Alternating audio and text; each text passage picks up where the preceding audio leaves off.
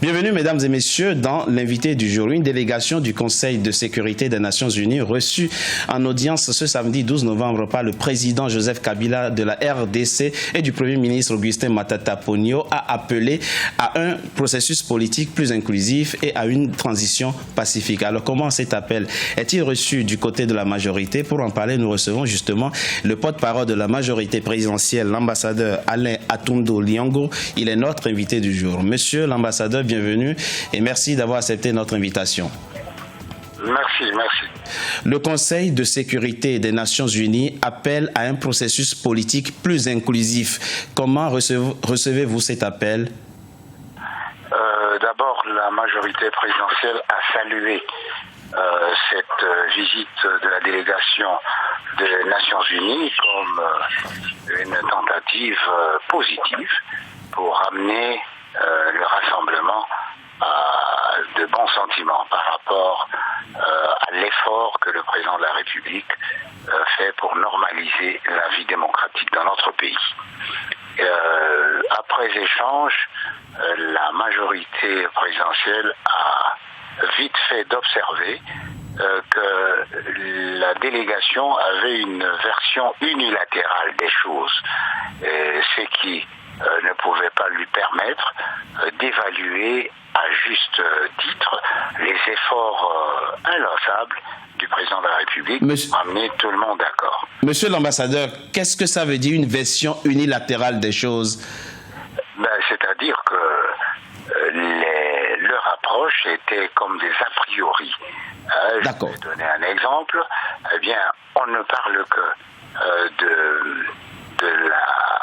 des incidents qui sont arrivés au siège de l'UDPS et pourtant, la veille, c'était 4 sièges des partis proches de la majorité, des partis de la majorité et de ceux de l'opposition qui avaient participé au dialogue. Et donc, ça c'est... Mais ce n'est pas le moment vraiment de s'appesantir sur ces éléments qui nous divisent. Je pense que cet accord présente un grand avantage pour la préservation de la paix, n'est-ce pas? D'abord, c'est une contribution majeure dans la mesure où l'implication de l'opposition dans la gestion de la période préélectorale au niveau de Premier ministre a ramené quand même l'apaisement au sein de la classe politique. Oui, monsieur l'ambassadeur, vous parlez de l'opposition, mais il se trouve que les principales figures de cette opposition n'ont pas encore adhéré à cet accord politique. Quel est aujourd'hui alors l'avenir politique de cet accord? Voilà une perception unilatérale que je pourrais même qualifier de perverse des choses, n'est-ce pas? Ce n'est pas parce que M. Caméré a participé au dialogue qui n'est plus une figure importante, sinon emblématique de l'opposition. Il n'en demeure pas moins que Joseph Katumbi et Etienne Tshisekedi sont quand même des figures fortes de l'opposition congolaise, monsieur l'ambassadeur. Ce sont des figures emblématiques. Oui. Il y a plusieurs figures fortes au sein de l'opposition, ce sont certainement des figures emblématiques. Mais ceci ne justifie pas qu'ils prennent en otage et le peuple et la démocratie parce qu'ils ont des ambitions par trop personnelles. Ils visent plutôt à faire des règlements de compte vis-à-vis de l'individu Kabila.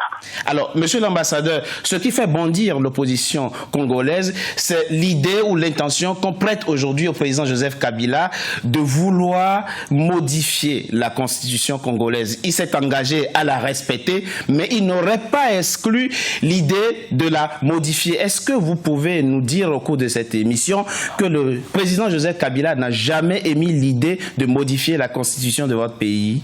Je ne sais pas si cette énième déclaration de ma part et de la part des autres responsables de la majorité pourrait vous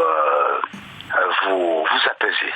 Les Congolais qui nous suivent prennent acte de... Les Congolais qui nous savent que le président n'a jamais fait une telle déclaration.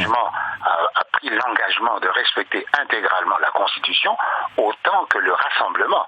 Mais le Rassemblement, en préconisant un régime spécial dont serait exclu le président Kabila, eh bien, n'est pas dans la stricte observance de la Constitution.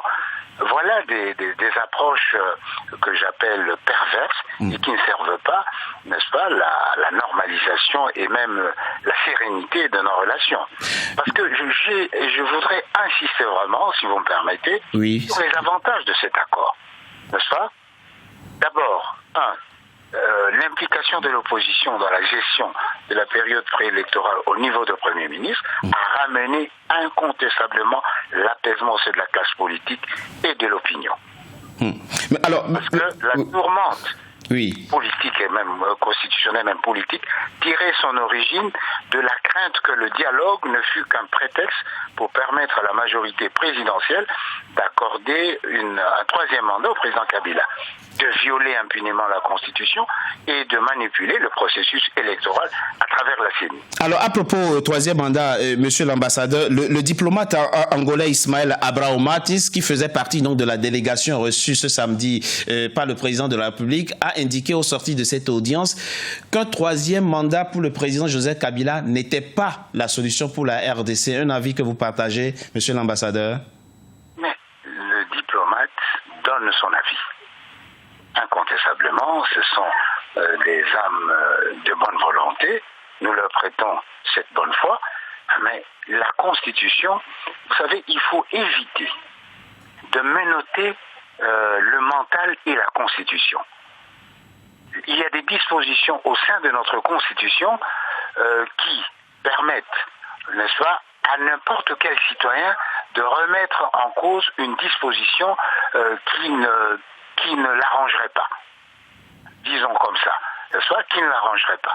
Et donc, dès lors que 100 000 citoyens décident et que l'autorité de validation, le bureau de l'Assemblée nationale en l'occurrence, eh bien, c'est un problème qui... Vous êtes en train d'insinuer, monsieur l'ambassadeur, que le président Joseph Kabila, qui est un citoyen congolais, comme tout autre citoyen, pourrait éventuellement utiliser les dispositions de cette Constitution au fait d'une modification? Je n'insinue rien. Je voudrais seulement rappeler aux uns et aux autres, particulièrement à mes amis du Rassemblement, que les dispositions de la Constitution sont claires. Et chacun a pris un engagement qui est à l'honneur de la classe politique d'honorer, de respecter intégralement la Constitution. N'est-ce pas? Notamment, je vais prendre un exemple. S'il vous plaît. Lorsque la Constitution dit, en cas d'interprétation diverse, c'est l'arrêt de la Cour constitutionnelle qui sert d'élément normatif dans le comportement constitutionnel et politique des citoyens. Pourquoi, lorsque la Cour constitutionnelle décide, arrête que à la fin du mandat, s'il n'y a pas un nouveau président élu, le président Kabila continue jusqu'à ce qu'on désigne un nouveau président élu. Alors, je crois qu'il faut éviter une trop grande personnalisation du débat politique autour du président Kabila, parce qu'on ne s'est pas réunis à la Cité de l'Union africaine pour débattre du sort du président Kabila. Mais du sort du Congo et de tous les Congolais. Ambassadeur Alain Atandou Liongo. Moi de vous le dire, on s'est réunis pour débattre du processus électoral qui était une grande hypothèque pour notre démocratie et la paix dans notre pays. Merci à vous, ambassadeur Alain Atandou Liongo, d'avoir été notre invité du jour. Je rappelle que vous êtes le porte-parole de la majorité présidentielle. Merci à vous. Je vous remercie. Mesdames et messieurs, c'était l'invité du jour. Merci d'avoir été en notre compagnie. Restez sur Africa 24 pour la suite de nos programmes.